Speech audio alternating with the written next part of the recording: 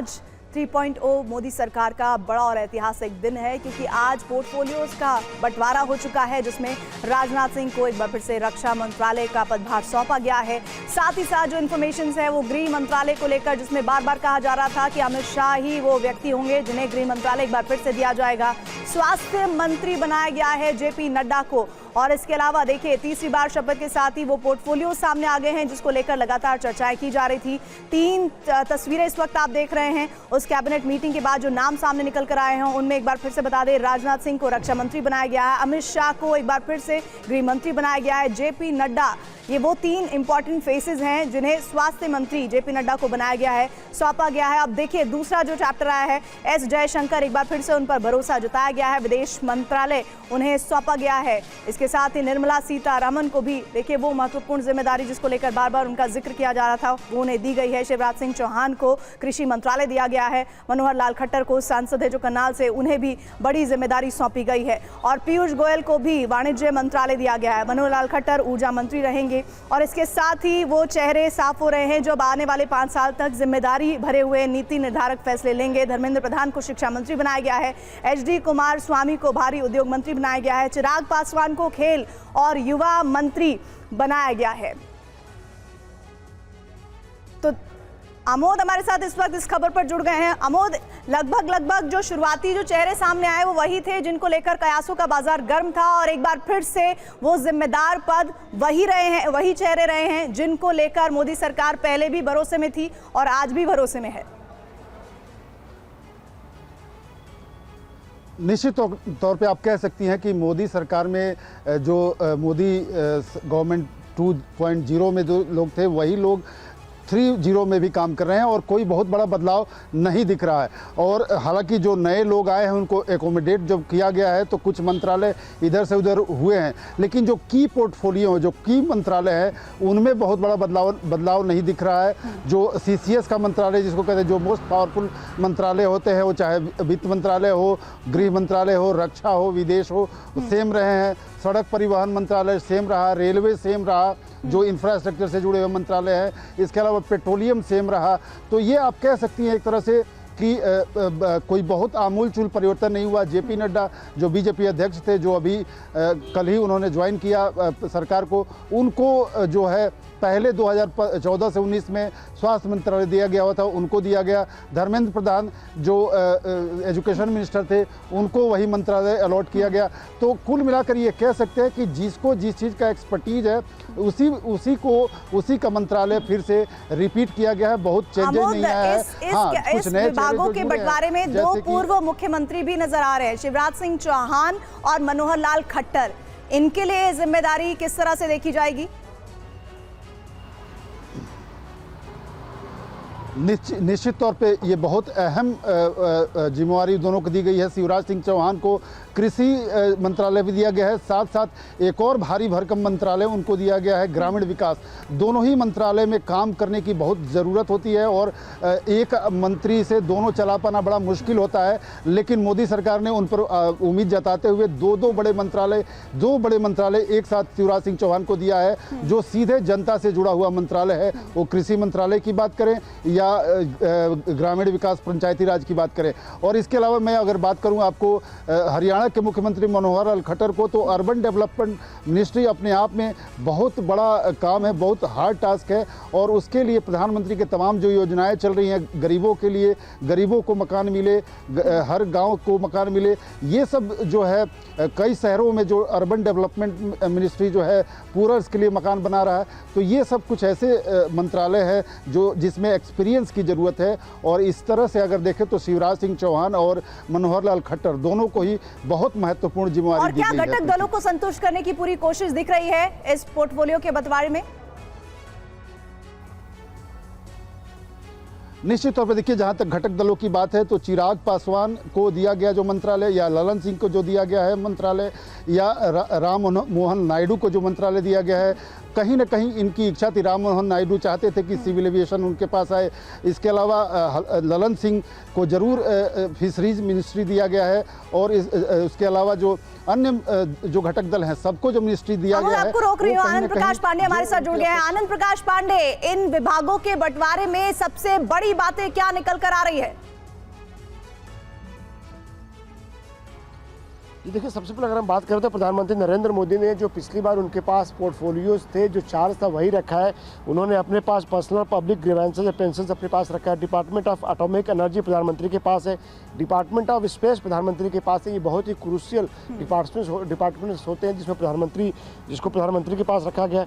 इसके अलावा जो भी पोर्टफोलियो किसी को अलॉट नहीं किया गया और जितने भी पॉलिसीज रिलेटेड मामले सब प्रधानमंत्री के पास रखे गए हैं। और जो टॉप की मिनिस्ट्रीज की हम बात करें, अगर CCS की बात करें या फिर जो टॉप की 8-10 मिनिस्ट्रीज है, वो बीजेपी ने अपने पुराने नेताओं पर ही भरोसा जताया है। अगर नए चेहरों की बात करें तो शिवराज सिंह चौहान ने कृषि मंत्रालय और पंचायती राज का प्रभार दिया गया है। कृषि मंत्री के तौर पे, मुख्यमंत्री के तौर पे उन्होंने कृषि के क्षेत्र में मध्य प्रदेश को बीमारू राज्य से निकालकर वो अग्रणी राज्यों की श्रेणी में उन्होंने रखा। और साथ ही साथ आपको याद होगा कि जब भी जो लोन दिए जाते, कृषि लोन दिए जाते, बहुत कम परसेंटेज पे मध्य प्रदेश में लोन दिए जाते हैं। तो कृषि के क्षेत्र में बहुत काम किया उन्होंने। और यही वजह है कि जब एक कैंडिडेट के तौर पर जब PM ने उनको खत लिखा तो उसमें उन्होंने तारीफ की थी कृषि के क्षेत्र में मध्य प्रदेश ने जो प्रगति की है। इसके अलावा जो बड़े चेहरे CCS में कोई बदलाव नहीं है, लेकिन हाँ ये जरूर है सहयोगियों को जो मंत्रालय दिए गए अमूमन वही मंत्रालय है जो पहले सहयोगियों की बीजेपी मोदी 1 में मोदी 2 में देती रही है। चिराग पासवान को फूड प्रोसेसिंग का मंत्रालय दिया गया। ये मंत्रालय पिछले मोदी 2 में अगर बात की जाए तो उनके चाचा और सहयोगी जो पशुपति पारस के पास था।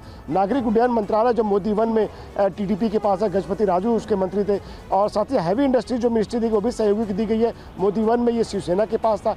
तो बीजेपी ने अपने पुराने नेताओं को जो ऐसे मंत्रालय दिए जो कि प्रधानमंत्री नरेंद्र मोदी के विजन के साथ मैच खाते हैं। जो सहयोगियों को दिए भी मंत्रालय गए उसमें बीजेपी ने अपने उन वरिष्ठ नेताओं को, वरिष्ठ मंत्रियों को साथ में लगाया गया MOS के तौर पर, राज्य मंत्री के तौर पर, ताकि अगर ज़रूरत पड़ी तो सहयोगी मंत्री हैं वो उनसे गाइडेंस भी ले सके और ये अगर कुछ नज़र भी रख सके। तो ऐसे में एक बहुत ही एक्सपीरियंस के साथ साथ एक पूरा समन्वय बनाने की कोशिश की गई जो मंत्रालयों को प्रभार दिया गया उसके जरिए। JP नड्डा की एंट्री अमोद किस तरह से देखी जा रही है? क्योंकि 2019 तक वो भी सरकार का हिस्सा रहे तो फिर लेकिन उन्होंने पार्टी की कमान संभाली, लेकिन अब एक बार फिर से उनकी एंट्री।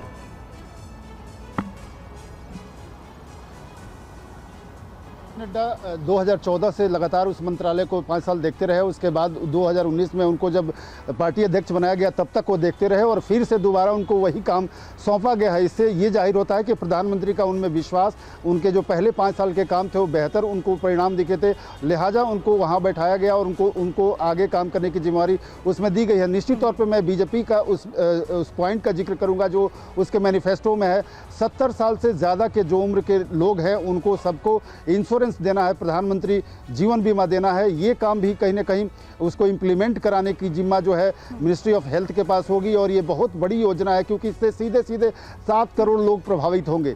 तो ये एक ऐसा काम है जिसको प्रधानमंत्री समझते हैं कि JP नड्डा बेहतर ढंग से परफॉर्म कर सकते हैं, उनको दिया गया। क्योंकि चूंकि CCS में अभी कोई ऐसा पद खाली नहीं है, वहाँ जो पहले से लोग मौजूद हैं वही उसमें रह गए हैं, लिहाजा JP नड्डा को जो महत्वपूर्ण अन्य मंत्रालय हैं वो चाहे बात करें रेलवे की हो या बात करें हेल्थ की या बात करें एजुकेशन की, कृषि मंत्रालय, तो ये जो 4-5 मंत्रालय महत्वपूर्ण मंत्रालय उसमें से एक मंत्रालय उनको दिया गया है। निश्चित तौर पर प्रधानमंत्री ने उन पर भरोसा जताया है और उनके कामों को पहले को रिवार्ड के तौर पर उसको देखा जा सकता है। आनंद, कुछ ऐसे भी चेहरे हैं जिन्हें एक बार फिर से जिम्मेदारी नहीं सौंपी गई है, जिसमें सबसे ज्यादा चर्चा अनुराग ठाकुर के नाम की हो रही है। उनके लिए रिप्लेसमेंट के तौर पर जिनको देखा गया है, ऐसे में क्या माना जा रहा है? क्योंकि ये वो सवाल है जो मोदी सरकार से सवाल किए जाएंगे, NDA सरकार से सवाल किए जाएंगे। जी देखिए, लेकिन अनुराग ठाकुर को INB मिनिस्टर नहीं बनाया गया या फिर उनको कैबिनेट मंत्री नहीं बनाया गया। उसकी वजह है कि हिमाचल से 4 सांसद हैं, उसमें से एक JP नड्डा को ऑलरेडी कैबिनेट में जगह दे दी गई है। तो ऐसे में 2 इतने छोटे राज्य से जहाँ से सिर्फ 4 सीटें हैं राज्यसभा लोकसभा की, वहाँ से 2 मंत्री नहीं बनाया जा सकता। हाँ ये जरूर है कि अनुराग ठाकुर पहले युवा मोर्चा के BJP के अध्यक्ष रह चुके हैं तो पार्टी संगठन में उनका इस्तेमाल करेगी। और इसके अलावा हम आपको और बता दें कि जो अभी INB मिनिस्टर बनाया गया है, अश्विनी वैष्णव को बनाया गया रेल मंत्रालय के साथ साथ उनको INB मिनिस्ट्री का चार्ज दिया गया। तो उसकी वजह यह है कि इस पूरे चुनाव के दौरान अगर आप देखें तो BJP का जो पूरा मीडिया कैंपेन था वो उसको पूरी तरह उन्हीं की निगरानी में चल रहा था। साथ ही साथ BJP ने जो चुनाव चुनाव प्रचार अपना किया, जो कैंपेन के जो अलग अलग थीम्स बनाई वो भी अश्विनी वैष्णव के जरिए ही किए जा रहे, वो उसको देख रहे थे। तो ऐसे में जाहिर तौर पे एक बड़ी जिम्मेदारी अश्विनी वैष्णव को दी गई है। और राव ठाकुर की बात करें, अनुराग ठाकुर वो संगठन के आदमी भी है, संगठन में उनको जगह दी जाएगी, इतना जरूर है। आमोद, चूंकि ये बीजेपी की नहीं एनडीए की सरकार है, इसमें बार बार ये सवाल जो एक संतुलन होता है, क्या ये संतुलित बंटवारे के तौर पर विभागों को देखा जा रहा है? वो इसलिए क्योंकि ये सरकार 5 साल चलानी है, ऐसे में सबको साध कर चलना होगा सरकार को। निश्चित तौर पे देखिए, जिस तरह से पहले कवायद की गई इस सरकार के गठन से पहले, गृह मंत्री अमित शाह, बीजेपी अध्यक्ष जेपी नड्डा और राजनाथ सिंह बैठे और तमाम जो घटक दल हैं उनके सहयोगियों को बुलाया गया और उनकी आकांक्षा अपेक्षा जानी गई, उनको क्या चाहिए। तो जिस तरह से उन्होंने अपनी डिमांड रखी है उसके आधार पर ही ये बंटवारा हुआ है, ये सीट दी गई है। और बीजेपी कहीं ना कहीं ये भी नहीं दिखाना चाहती कि वो बहुत लचर व्यवस्था में लोगों से आगे बढ़कर हाथ मिला रही है। तो ये बड़ा विन विन सिचुएशन है गठबंधन के जो एलाइज है उनके लिए भी और बीजेपी के लिए भी। उन्होंने जो मांगा उनको दिया गया है, जिन्होंने सीधे बीजेपी पे छोड़ दिया उनको अपने हिसाब से बेहतर मंत्रालय दिया गया है। तो कुल मिलाकर यह है कि जो एनडीए के एलाइज है उसमें अगर बात करें तो शिवसेना की तरफ से जरूर दिन में एक बात कही गई थी कि वो उतना खुश नहीं है। राज्य मंत्री इंडिपेंडेंट चार्ज दिया गया, स्वतंत्र प्रभार दिया गया, उनको कैबिनेट मंत्री दिया जाना चाहिए था। आपका बहुत बहुत शुक्रिया। आनंद प्रकाश पांडे, आपका भी शुक्रिया।